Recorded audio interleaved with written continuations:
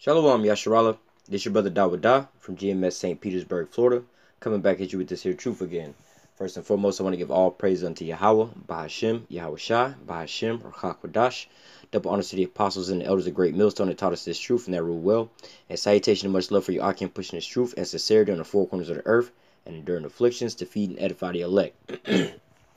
So I want to just basically touch in on this here USA Today cover for so-called Black History Month, and as you can see, it has Exodus on there, but nevertheless, we're gonna just go ahead and jump on into this, but nevertheless, basically, this is just more or less like, the writings on the wall, the men of the Lord have been out here prophesying and letting you so-called Negroes, Latinos, and Native Americans know who you are according to the Bible, all right, and who the so-called white man is according to the Bible, all right, and your predicament that you in now, and a lot of our people call it so-called racist, so-called hate groups, and this, and that, whatever, whatnot, but, man, we so far in the game now, we at the end of this thing now, to where not only the men of the Lord, they prophesying and bringing out this here truth, but you also have these damn heathen, all right, that's basically that their tongue is becoming a curse to their own self, more or less to say, because they bringing out truth as well too, but nevertheless, they're not telling you the whole truth, but they still have the so-called writing on the wall, and like this here cover here shows,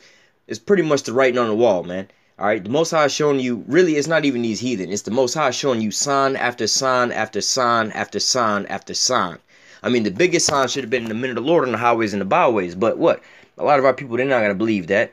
But they what? They believe in what the so-called white man say. Okay, well, shit, the so-called white man is telling you the same shit we telling you. All right, there's no difference. Well, there's a little difference. We openly telling you these so-called Negroes, Latinos, and Native Americans are the Israelites. All right, now they might say some shit like the Africans, the African Americans, or whatever. What? No, we're not African and we're not American. All right, but nevertheless, you have to ask yourself why are all these things coming to the forefront right now? Why are all these things so put it this way, you have to understand the so-called white man, right? He don't believe in religion, the Bible, and all this and that. Although they'll say they do, but they really don't. All right, but you have to ask yourself, why are some of these things coming into play? Like I did a lesson on what was it, COINTELPRO, targeted individuals in the search for the Black Messiah. All right, now in the FBI's own words, they said that they was looking for basically a Black Messiah. All right, and so I'm like, well, wait a minute, that word Messiah, there's no definition to the word Messiah. If there was no Bible, right? If there was none of that, if none of that was really real, there would be no definition for the word Messiah, because that's just, you see what I'm saying? That's like that's where you get the definition from. There's no other way and no other term, no other place where you would use the word Messiah not referencing the scriptures. You see what I'm saying? So nevertheless, you have to ask yourself these questions, like, yo, man, like y'all tell us all the time to forget about slavery and this and that was in the past. So why is it that y'all talking about this stuff now? Why is it that y'all having to come to the forefront with all these things and addressing all these things, Not that long ago, you want to take slavery out of the textbook, saying it was immigrants and they came over here voluntarily and it was working and so on and so forth. But now you're coming back out and you have to so-called commemorate these things, And you also signing laws and things like this and that, so on and so forth, to basically mark the 400th year that we've been here in captivity, all right? And going back to when we got here, what, 1619, 2019, that's 400 years, And as you see how everything is shaping up, come on, man, it's obvious the writing on the wall, all right?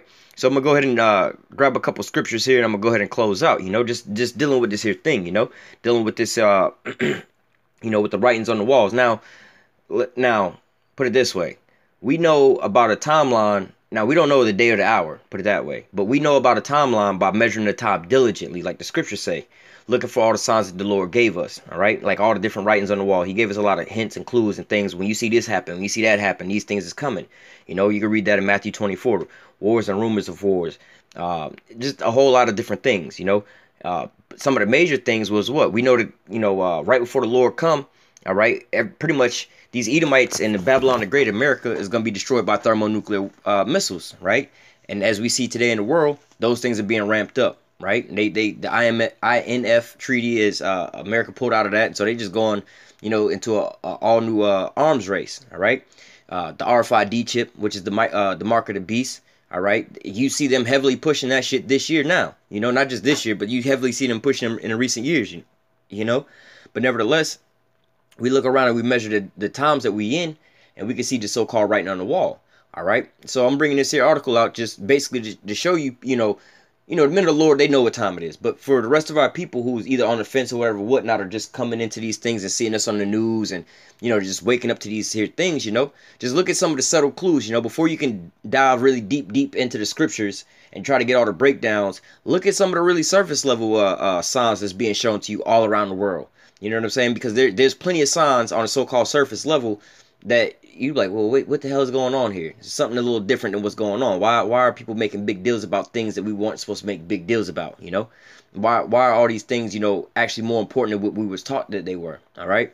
But nevertheless, like I said, I'm bringing this here lesson out to show you, our people, that look, man, there are signs written all over all the walls. They covered, you know what I'm saying, about who you are, what time we in, and who you here with, But nevertheless, let me just go ahead and grab these scriptures real quick. I'm going to start out here in the book of Jeremiah, chapter 23. I'm going to start at verse 5. It says, "Behold, the days come, saith Yahawah, that I will raise unto David a righteous branch, and a king shall reign and prosper, and shall execute judgment and justice in the earth." Okay? Talking about YAHAWASHI.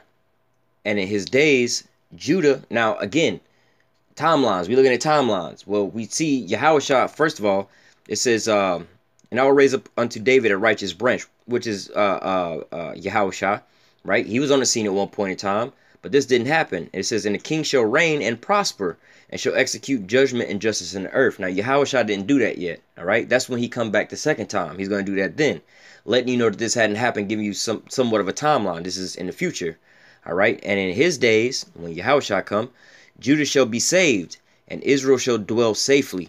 Okay, now this is one of the prophecies that prove that the so-called white man, these Jewish people, aren't the Israelites. All right, because why? YAHAWASHI didn't come back and didn't stick them in that land, and they not dwelling over there safely.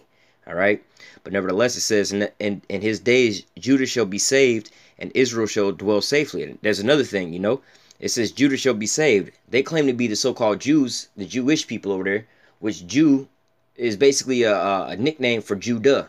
All right, that's like Tom is a short name for Thomas, right?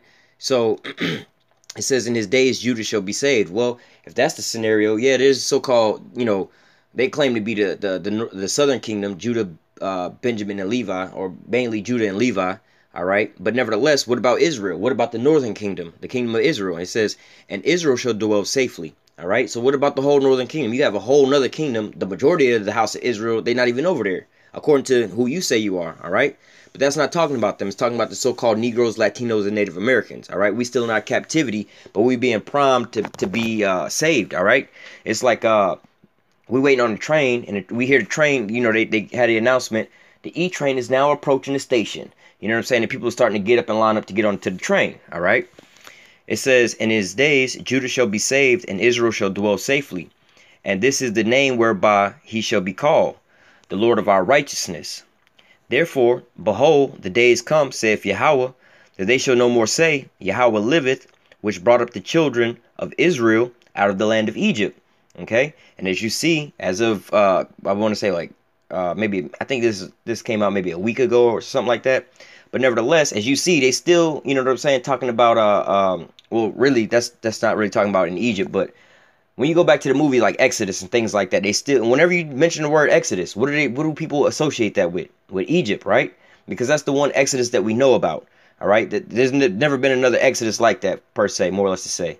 All right, continuing on, it says, well, let me read that again. Verse 7. "Therefore, behold, the days come, saith Yahawah, that they shall no more say, Yahawah liveth, that brought up the children of Israel out of the land of Egypt." So there's going to come a point in time where we're going to stop talking about that Exodus, all right? Because that was like one of the greatest things that ever happened. You know what I'm saying? Like, yo, that's still being talked about from when Moses was alive. We still talk about a story from when Moses was alive, walking around the Exodus. They make movies about it, so on and so forth, But basically, the Most High saying, look, y'all going to forget all about that shit, all right? Verse 8. It says, let me read it from 7 again. "Therefore, behold, the days come, saith Yahawah, that they shall say no more. They shall no more say, The Lord liveth, which brought up the children of Israel out of the land of Egypt. But Yahawah liveth, which brought up and which led the seed of the house of Israel out of the north country, and from all the countries whither I had driven them, and they shall dwell in their land, in their own land." All right. So another cut to these damn Israelis. Like, yo, bro, when y'all came into the land of Israel, right? Y'all was coming from Poland and like from Germany and shit like that, from over there in Europe. All right, you didn't come from out of North America going over into that land like that. All right, but it says, but Yahweh liveth, which brought up and which led the seed of the house of Israel. All right, the seed. All right, going back into the sperm, the genealogy. You know what I'm saying? The ones like, okay, my father had me, I had so and so and so and so and so and so. Well, yeah, we all come from the same sperm line, more or less to say, you know. But it says,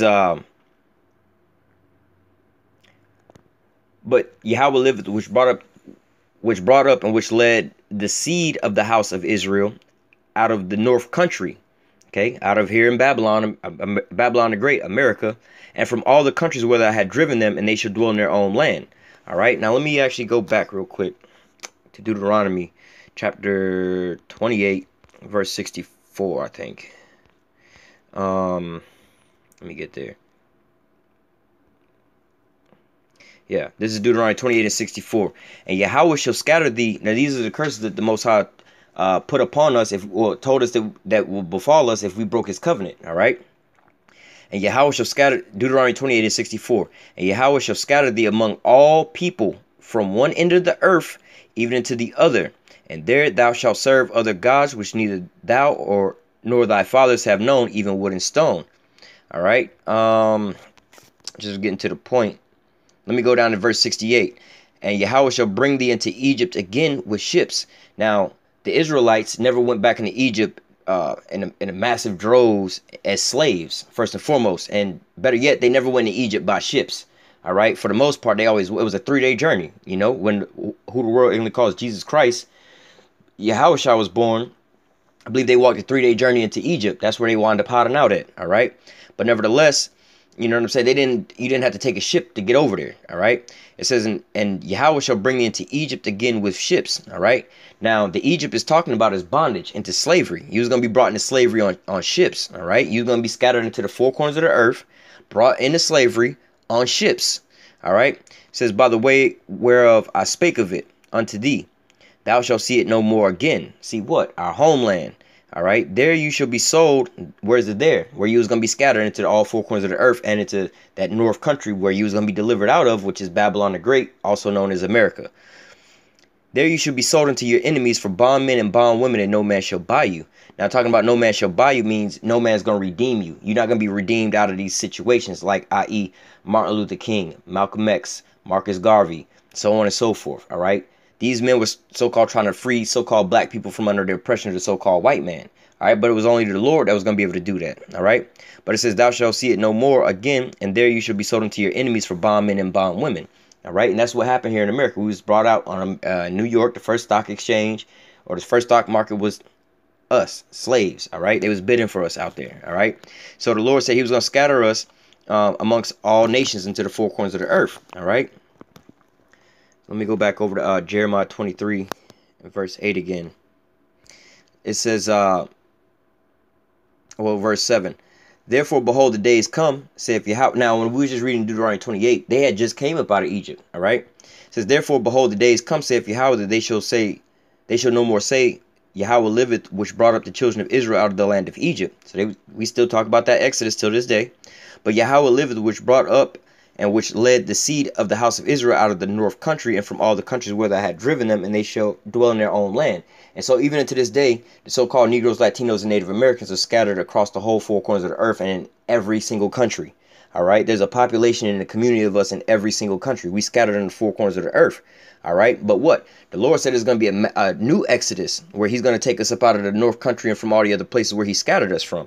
All right, this is going to be the new Exodus. And what's going to make this Exodus way more grander and way more different is back in the old Exodus. All right, what happened then? He caused the plagues to come on Egypt. Yeah, and everybody wasn't destroyed in Egypt, but he caused plagues to come down on Egypt. The firstborns all died. You know, there was a lot of horrible plagues.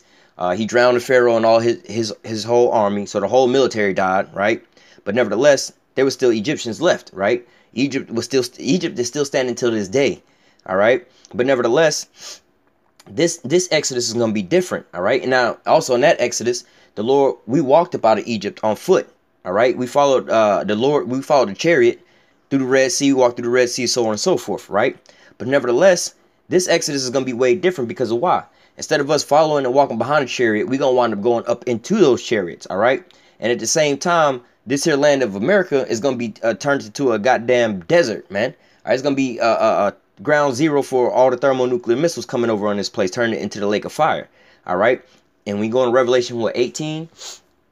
Talking about the great merchants, talking about wailing for her, for the smoke that goeth up, all right?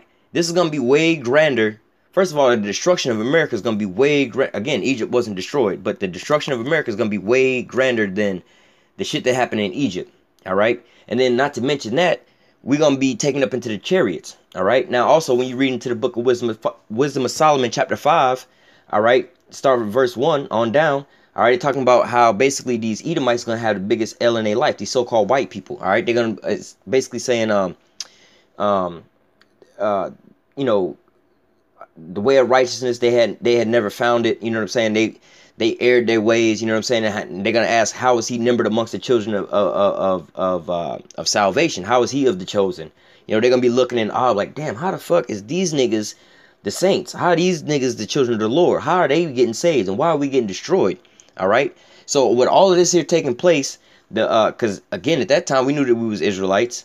All right. But this time, what, we waking up to we Israelites, we coming up out of this captivity that, you know what I'm saying? And it's going to be from not only here in America, but from the other places where we were scattered at. All right.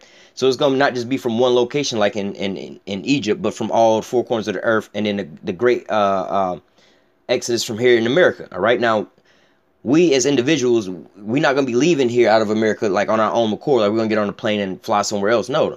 YAHAWASHI is going to come. The Lord, YAHWAH, is going to send YAHAWASHI with the angels and the chariots, and they're going to come, like you say, come up hither. All right, they're going to wind up beaming us up, and we're going to be up out of this place, all right? But nevertheless, continuing on, let me go to, this is the book of Jeremiah again, chapter 31, verse 8. It says, well, let me start at verse 7. For thus saith Yahweh, sing with gladness for Jacob, and shout among the chief of the nations, publish ye, praise ye, and say, O Yahweh, save thy people, the remnant of Israel. And that's indicative to this here, this article cover, or this magazine cover, all right? It says, for thus saith Yahweh, sing with gladness for Jacob. And that's what the men of the Lord are doing. We singing for gladness for Jacob, all right? And shout among the chief of the nations, on the highways and the byways, and doing these here videos, letting them know who they are, and they going into captivity and their judgment, all right? It says, publish ye, praise ye, and say, O Yahweh, save thy people, the remnant of Israel. All right. Now, what's being published on the front of that magazine cover, talking about an Exodus? What is that word? Again, that word Exodus is another word where if the Bible wasn't around and stuff like that, it would really have no meaning. You see what I'm saying? When we talk about, the Exodus. Now, Exodus is what? Basically, I believe by definition, the word Exodus is like a mass migration or movement of people. Right. But we have a different word for that. We call it migrations. All right. We don't use the word Exodus when we're talking about migrations, like the people in Venezuela, the people in Syria, and all these different so-called immigrant crisis. Why didn't you just say that these was mass exoduses around the planet Earth? You see what I'm saying? Because it's not pertaining to those things. All right. Now you do have, you know, like when you talk about these caravans coming up from the what do you call it, like Latin America, more or less to say. All right, these are all Israelites. For one, the Lord is they gathering them back over here to, you know, to Babylon.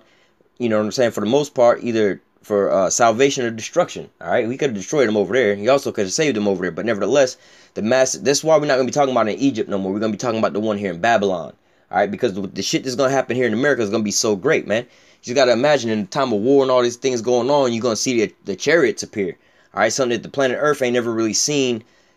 They had never seen them the way that you're going to see them in this day, like in the movie Independence Day. Yeah, we always catch chariots on video camera and things like that, but you don't ever see them in a big, grand, and they you know what I'm saying, in the actual state that they would be in. You don't ever see them like that, all right? But when you see these things like the movie Independence Day, you got chariots covering all of America and things like that, and it's televised, and you got war going on, and all of a sudden the children of Israel being sucked up, all right?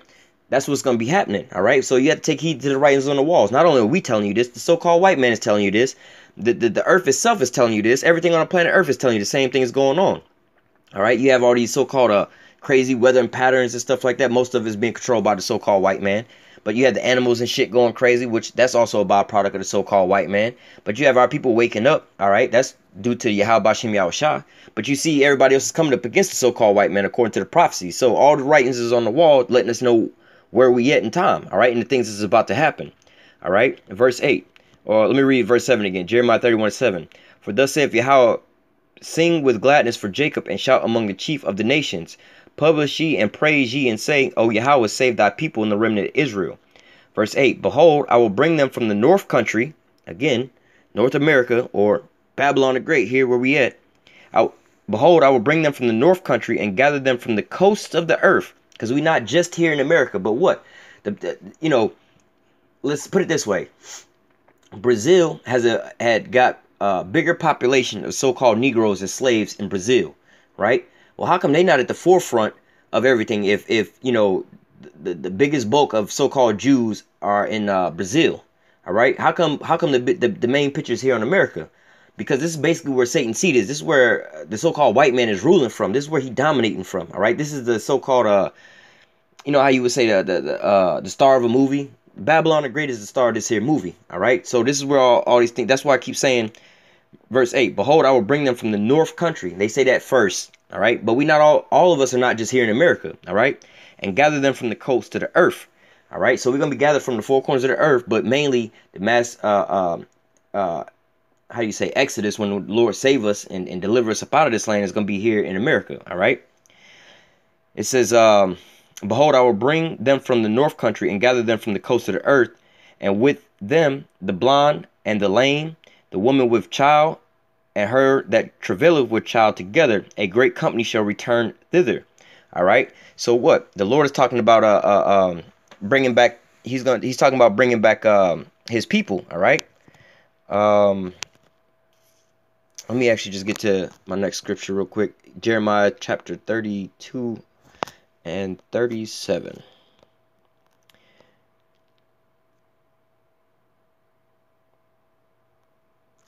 So like, give me 1 second.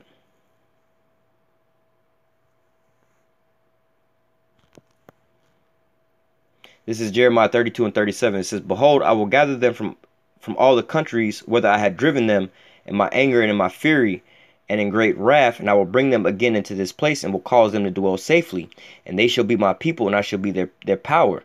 All right, and I will give them one heart and one way, that they may fear me forever, for the good of them and for their children. All right, and I will make an everlasting covenant with them, that I will not turn away to do good, but I will put my fear in their hearts, and they shall not depart from me. All right, so that's the time that we getting in. All right, the Most High is about to deliver us from the places where He scattered us. All right, and then like what is that, Isaiah 40, I believe it is, where he's talking about all of us is gonna be made righteous. All right, let me grab that real quick. Is that Isaiah?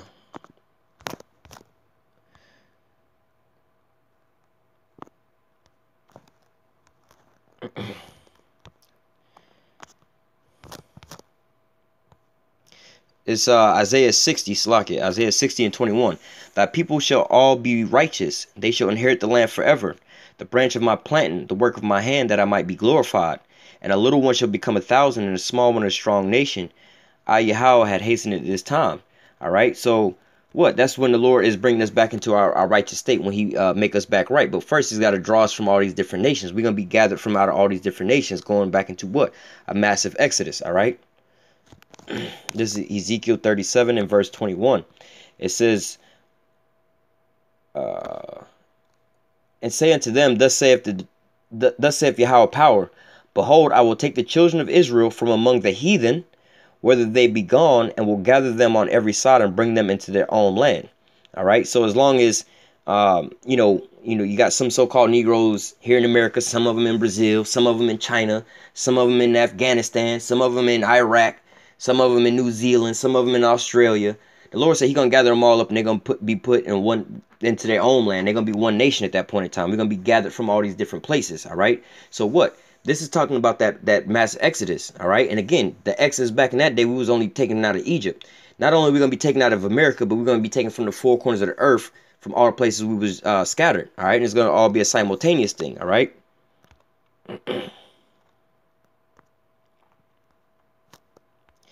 This is Ezekiel chapter 34. and 7. Well, I'm gonna start, or Salakia. This is Ezekiel 34 and 11. For thus saith Yahweh power, behold, I, even I, will both search my sheep and seek them out, as a shepherd seeketh out his flock in the day that he is among his sheep that are scattered. So we are the scattered sheep, the lost sheep of the house of Israel. And the Most High is what? The shepherd. Now he's looking for his scattered sheep. So will I seek out my sheep and will deliver them out of all the places whether they have been scattered in the cloudy and in the dark day. So what? When the time when the Lord come back with these chariots, thermonuclear warfare, or World War III, all these things when they popping off, that's when the Lord gonna come and deliver us. All right, and I will bring them out from the people, and will gather them from the countries, and will bring them to their own land, and feed them upon the mountains of Israel by the rivers and the inhabited places of the country. All right. So again, the Most High is saying He's gonna gather His people, gather them back up. And there's going to be an exodus. Let me just close out with that, what we opened up with. All right. Jeremiah 23, verse 5. Well, verse 8, verse 7. Therefore, behold, the days come, saith Yahweh, that they shall no more say, Yahweh liveth, which brought up the children of Israel out of the land of Egypt. But Yahweh liveth, which brought up and which led the seed of the house of Israel out of the north country, and from all the countries where I had driven them, and they shall dwell in their own land. So, again, we're going to stop talking about this exodus that happened in Egypt, all right, after we get saved up out of this here land in America called Babylon, Babylon the Great, Mystery Babylon, all right? But nevertheless, just looking at these things that's on the that's being put out there, the signs that's being posted for you, the writings on the walls, for our people that's just coming into this or just waking up or don't know how to decide, or you listen to some of these other people, whether they look like you or not, because you do some of our own people preaching against this. But look, what their problem is they have a hatred towards the men of the Lord, all right? It's not about this here truth, because the so-called white men that they pray and worship to is bringing out the same thing that we telling you, all right? All the things that we telling you, if you look deep enough, not even deep enough, but if you just look and watch, most of our people don't even watch the news. Most of our people don't know politics. Most of our people don't know what's going on around the world and why these things are happening. All right, the whole world is in turmoil over you, the so-called Negroes, Latinos, and Native Americans. This is why it's not because of Donald Trump. Donald Trump ain't fucking shit up. All right, the so-called white man had fucked everything up by refusing to let us go. So what? Now the Lord is working on the minds of all these kings and putting them all in their trick bags and is about to destroy all these damn heathen over what? Over his people, all right? But nevertheless, hey, like I said, these are all the writings on the walls, and these are the things that our people need to take heed to these things, all right? Get out of your pride and your feelings and your emotions. Y'all just preaching hate, this, and that, and so on and so forth. Well, why is it that all the things that we saying, you know what I'm saying? Let's take away the so-called the rough speech, you know what I'm saying? Us cussing and things like that. Take all of that away and look at the facts that we bringing out versus the facts they bringing out. For the most part, it's all the same thing. They want to put in some lies and some stuff, but that's his character. He's a born liar on his own self, When he's trying to lie, he wind up coming out sometimes with some truth that wind up hitting him on his own head, But nevertheless, we're going to go ahead and close out with that. Lord willing, this here lesson was edifying into the elect. Until next time, I say, call halal Yahawah, Bahashim, YAHAWASHI, Bahashim, Rakakwadash. Double honors to the apostles and the elders of Great Millstone that taught us this truth and that ruled well. And salutation and much love for you, I can pushing this truth and sincerity on the four corners of the earth and enduring afflictions to feed and edify the elect. Until next time, I say stay strong and shalom.